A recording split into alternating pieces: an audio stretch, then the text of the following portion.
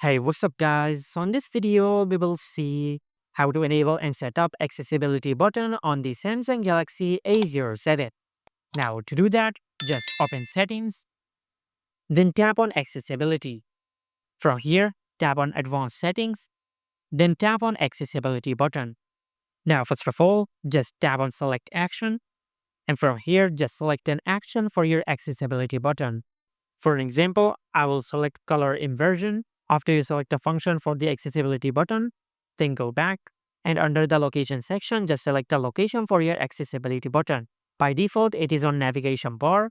As you can see, this is the icon of the accessibility button, but you can also select floating over other apps.